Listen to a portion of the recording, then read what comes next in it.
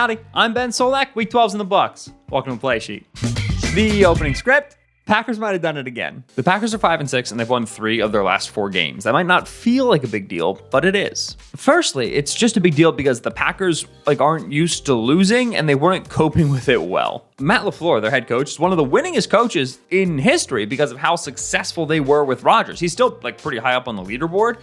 But when the Packers were 2-5, he was very clearly frustrated. You're not accustomed to dealing with having a losing season. So when you just win 3 or 4 games, it's a mouthwash moment. It's a cleansing moment. You feel like the ship has been righted. The coaching staff, the players, the front office, everybody is reaffirmed and remembers that, we can do this. We can be a good team. Nice. Now, when one of those 3 wins is against the division-leading Detroit Lions, divisional rival, on a short week, on the road, now you start to feel like, hey, we might actually be good. And that's the second reason why the Packers' hot streak matters. They might actually be good enough to make the playoffs.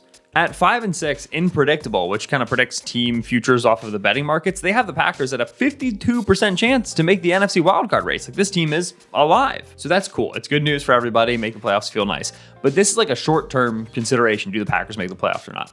The important thing in Green Bay is the long-term consideration of quarterback Jordan Love. Is he our starter or not? This is the first year of Jordan Love as the starter, and it's serving as an audition year, but Jordan Love isn't like most first-year starters. He's already in year 4 of his NFL career, and he's young, he's 25, but with only 1 season left under contract after this, Love's audition this year is critical. If he doesn't seem clearly the Packers' starting quarterback of the future, then the Packers have to start planning for his replacement this upcoming offseason. They have to do it right now. Meanwhile, if Love looks good enough this year to be the Packers' starter of the future, then pretty quickly the Packers have to turn around and consider a contract extension for him and start building the offense around him. So this is really a very quick and immediate and important fork in the road. Now, for most of the season, Love has been kind of in the middle of that fork. He's had clear, great moments, physical talent, those peak performances, those splash plays that make you think this guy can be a starter.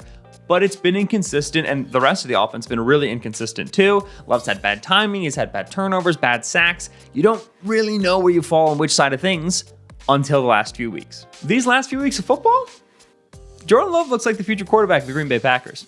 Let's go to play action. That's the sound of going to play action. Okay. I want to start with some of those peak plays from Love, those splash plays, because Love is, even now as he's getting better, he's still a dude perfect quarterback. He's still hitting no looker behind the back. He's a trick shot artist, and that can feel erratic, but it also just helps us detail how good the future could be for the guy, because he has a physical toolkit that not a lot of dudes have. This is 2nd and 15 against the Chargers. Backed up against your own end zone. We'll play action fake, immediate pressure, reset in the pocket, move to your left, find an open throw. That looks a little bit pedestrian. End zone view. 7-player motion, snap the football, land on that back foot, feel backside pressure, right? This is blindside pressure. 2 hands on the ball, calm, climb the pocket, survive the contact, and now you're moving to your left. So you have to flip your hips so you can get your right shoulder back because you're going to throw this with your right hand. But then with your momentum moving left, he's going to get the arm angle to throw this through the defenders and get it back to the middle of the field. Watch this throw. That is a tough, this is a challenging, very challenging arm angle to hit right here. Oh! And then accurately right on the numbers. It's a gorgeous throw. Trick shot number 2 against the Steelers. This is an important play for Love as we talk about the improvements he's made over the last few weeks. Against the Steelers here, they're down late, they need chunk gains. And what they're going to do is they're going to have a little sit route right here, and then Christian Watson's going to wrap around that sit route on the basic. And this is going to be open, and we're running this little curl route here to open this up. So this is the design here. And then Jaden Reed is going to run through, and you just want him to firstly pull a safety, and then secondly, if you get Tampa 2, which is what you end up getting on this look, right? Tampa 2 defender right here. Reed's going to pull him, right? You want to take him down the field. His back right now is to Christian Watson, so that when Watson wraps around, he wraps into space. So this concept works the way it's supposed to work. Love doesn't throw the wrap, right? This right here, you throw this. You can beat this linebacker to it. You get a first down, a little run after the catch, and then we build from there. Instead, what Love's going to do is he's going to throw Reed on the clear out route, which is not like when he's in a throwing position right now and he throws this ball here. And basically, he's just like ad-lib pulling Reed this way, saying, hey, the safety is looking this way. He's not going to like turn and find this ball. And he's right, but it's unbelievably ballsy. And it's also a beautiful throw and gets him in field goal range. End zone view. Okay, firstly, watch Watson. He's coming on the left side of the screen. So the tight end's going to sit down, right? Like right here, we should be stepping up and throwing this. It's a good play. It's designed to hit this basic. Like should be available to us. We should be throwing that. Love just decides he's big game hunting. He just decides to go for the 10-point buck. And it's a ludicrous throw, man. Look at this. He's falling away from it. This is insane. That's ridiculous arm talent. Now, I want to talk about that throw that Love didn't make to Christian Watson, because throwing to the middle of the field, especially intermediate middle, and understanding when it's going to be open and not going to be open is one of the best signs of development for a quarterback in this offense, right? Matt LaFleur comes from Sean McVay. We're going to use play action. We're going to open the middle of the field. And Love has been worryingly uncomfortable at times throwing to that area of the field, but over recent weeks has found space there a lot better. This is early, first quarter against the Lions on Thanksgiving. We're gonna send Malik Heath in motion. All right, when we send him in motion, no one player travels with him. So we're expecting zone coverage. That's our read pre-snap motion. Now we're running dagger, right? The most common concept you ever saw. We're gonna go vertical, and then the big dig behind it. We love dagger in the McVay tree. When you're running dagger against zone, you want to throw this dig right here. There's two things you're worried about. The first is this backside safety, right? If they do some sort of rotation where he becomes the hole player, right? Go cover 1 or cover 3 and he rotates in, then he's playing that hole. He could potentially take away our dig window. So you're worried about this safety rotating in. The other thing you're worried about is these linebackers are going to have underneath zone drops, right? We're going to drop underneath for playing zone coverage, and they might occupy our dig window. So to handle linebackers, what we do is we do play action fake, right? This is a Matt LaFleur offense, Sean McVay staple. We go under center, we go play action. So that helps pull our linebackers down, right? Then we can check our work on this safety, and he opens to this 2 receiver side. He wants to go see what's afoot, but we're going to actually, instead of running this pure seam, we're going to run this clear out route kind of down the pipe in hopes to hold this safety a little better. And he didn't immediately rotate down either. So right now we are looking good for this dig window. We are on script to throw this dig. We let it run a little more. Right here to me, with the depth these linebackers got, with the success the clear out route had, the dig is breaking right here. We are not pressured in the pocket. To me, this can be we can throw this dig. This is a challenging throw with these players, but you throw a layered ball over the top, and we should be able to hit Romeo on the dig. Now, throwing AJ Dillon on the release is not bad at all. This is actually this is still a good decision in my opinion. It's a mature decision because hey, he's open.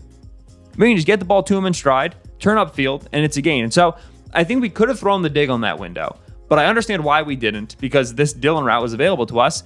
It's a mature decision. It's a risk-averse decision. I don't mind it at all. Now, later in the game, we're going to get a very clear throw to the back opportunity, right? This is where it's pretty cut and dry. They go motion with Christian Watson. So again, we're going to go pre-snap motion. No one's going to run with him, so we're expecting zone coverage. And then what the concept is, we go clear out again from Reed.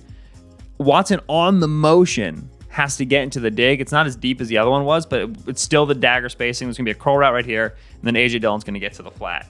So in part because the timing of the snap with Watson's motion isn't great. See how he's slowed up? He hasn't started to turn up field yet. You didn't really time this super great. You'd like for Watson right now to be here and breaking in time with the back foot of Jordan Love on the drop back. You don't actually get that. You also get linebacker Alex Anzalone, who's beautifully in the window, but he's got a deep drop. Corner's deep. Dillon's getting out right now, and you've got pressure coming off your left side. And so Love just immediately go find Dillon, and now Dillon's going to pay you off. Oh, break a tackle, big fella. Explosive gain. So this look right here, to me, this is a very clear throw the check down.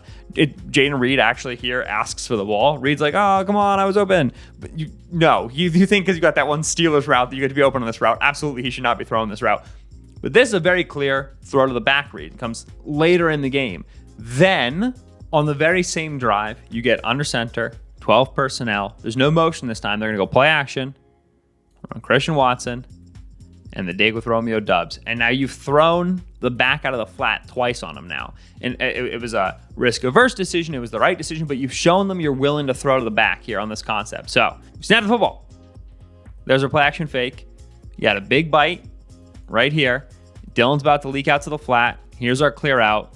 Dubs is about to break. This, when you have this aggressive of a bite here from the middle linebacker, safety's still in a position where he's not biting down into this hole, but he's dropping here. He's worried about deep routes. Finish him. This is it. This is the look you've been waiting for to throw this route. And so one pat on the ball, throw with good timing. See how Dylan's pulling these linebackers down. Big window for it, and hit Romeo Dubs gorgeously in stride. End zone view. Two things to watch for here. The first is the footwork, the timing of the feet in the drop back. 7-step, under center, land on that back foot, one hitch, ball's out, decisive, excellent work. And then look at this ball, just right over Jack Campbell's noggin, arrived to Dubs before the safety gets there. It's a gorgeous throw. Excellent. Now, this looks mundane, but it isn't. And the reason is because a younger quarterback and an earlier Jordan Love is either going to try to throw that dig earlier. He's going to try to throw it on the first rep or on the second rep when maybe there's a window. He's going to force it in there because Matt LaFleur told him it would be open. And an older and a more mature quarterback, Jordan Love, takes the back, waits till he gets the nice window, and then when it's there, no hesitation, trust your work, know that you have it, 7-step, land on that back foot, hitch and go, right? It is an example of a quarterback now understanding how the offense works. If you want to see understanding how the offense works, getting the structure of the offense in just one play, it's this against the Lions. 3rd and short. We're going to motion Romeo Dubs, right? We're going to bring him, and the safeties for the Lions rock and roll, right? We have one safety drop, the other safety comes forward. We're expecting zone coverage here again. All right. Immediately, Jordan Love he's on 1-step drop timing, right? And he's initially looking to this 2-receiver side where they just have 2 outbreaking routes. And they love to throw this outbreaking route outside of the numbers. But when you look there on Love, you're on that 1-step drop timing. So you have that punch step with your left foot, and then the right foot lands, 1-step drop. You're seeing, all right, outside leverage here, and then also this linebacker came and closed the window. If this was a curl, right, then the linebacker's there for that. So the Lions dramatically reacted to that motion and expected these 2 outbreakers. Love's already off it, right? Just in the amount of time, we can go and watch him process this. Just in the amount of time it took him to get in the drop. Look how quickly his helmet's off it, right? That's real processing right there. It's not looking off anybody. He wants to throw that route on 1-step drop, and he doesn't have it. Eyes to the middle of the field, because if this linebacker came, then this wraparound route. Remember when he didn't throw Christian Watson on that basic? Well, this route right here is about to wrap into the middle of the field. It's going to get past Jack Campbell. You need to be ready to throw that route with timing. He can't get too far over here because then the linebacker's going to be in the window. He can't sit and wait too long here because Campbell's going to be back and the safety's going to be back. So with expediency, quickly, get your head around to this ball and deliver it on time. And it is perfectly on time and hits Jaden Reed in the face mask. Gorgeous work. What I want you to see here, end zone view, is the feet, right? We're talking about a lot about footwork and timing in the dropbacks. All right, right here, I want to land on my right foot and throw these outbreaking routes, but I don't have them. So watch him bounce back into more now 3-step drop timing, right? Give himself a little bit of tempo, dig that back foot in the ground, and throw with no hitch. Excellent throw. It looks mundane, it isn't. It's him understanding how to tempo. Okay, front side, no, I need to get backside, reset my platform, and throw. No wasted movement from the feet in the pocket. Very professional stuff. All right, all of the clips we've shown brings us to this moment here, this play. It's just a fun play to end on. We have Malik Heath on this comeback, and Love likes to throw these comebacks here to the outside of the numbers. Got a good arm for it. We also have this in-breaking route, this basic that we've seen him say no to against the Steelers. We saw him say yes to it earlier against the Lions. What's he going to do? Well, we're going to snap the football. We go 3-step drop timing this time because this comeback route is a little bit deep. By the time Love sees it, he doesn't like the look of it, and so now he wants to work to this middle of the field route, and we're going to see him do the same thing he did in the pocket where he's going to reset that throwing platform, right? Dig that back foot in, and for whatever reason, and I think this is wrong, I think you should throw this. I think you can get this ball in with this linebacker has a little bit of momentum this way. I think you can get this ball in right here. But for whatever reason, Love sees this, and he sees this, and he sees this, and he sees this, and he maybe feels a little bit late to it, and he says no. And so we stop here and we say, I think there's still room for improvement with Love throwing middle of the field. I think you can choose to rip that route right there, and he doesn't, whatever. Now we enter scramble drill mode. And the trick shot artist comes back. What a ridiculous throw. To attempt and to complete, what a ridiculous throw. Snap the football. We want that comeback. We pad the ball. We decide we don't like it. Reset to the basic. I think you can throw this. I think the coaching point is to throw this, in my opinion. He gives it a little bit of a shoulder shake, but shrugs it off. Enter scramble drill mode. Sure, why not? So we started and ended on the trick shots, on the examples of physical talent. And that alone is enough of a reason, in my opinion, to keep playing Jordan Love through next season. You already have him under contract. You don't need to immediately replace him. You don't need to draft a first-round quarterback and prepare for the future. Like, you've seen enough from this guy, just in terms of physical talent alone, to give him another year and to expect him to improve. But that's the realist's view. The glass is exactly half full and half empty view. That's like a very sober view. The optimist's view, all right, looks at the last few weeks of Jordan Love play, sees the improved timing, sees the comfort in the pocket, the understanding of the offense, the way he gets to his spot, and says, hey, if we can keep the trick shots, but continue to go stock up on the in structure stuff, we got a stew going. Like, we have a full real quarterback right here that's going to be an impactful player when we need him to be, and then also let our wide receivers be impactful players. Let the design of our offense work for him. This is a full 3-down mature starting quarterback in the league. So Packers rest of the season, make the playoffs, don't make the playoffs, I don't really care. What I care about is Jordan Love. I want to watch him every Sunday and see that this hasn't been a flash in the pan. See that this hasn't been just a spark that dies out. If he can continue to do this over the month of December, I will expect the Packers to have their starting quarterback for years to come. The Packers can't keep getting away with this. And that'll do it for us here on the Play Sheet. Thank you so much for watching. Thank you to Corey McConnell for producing the episode. Thank you to Jordan Love for throwing the check down, and then the dig. We love to see that young man. That's good quarterbacking. Subscribe to the videos, watch them, and comment. And I'll read them and I'll like them if they're funny.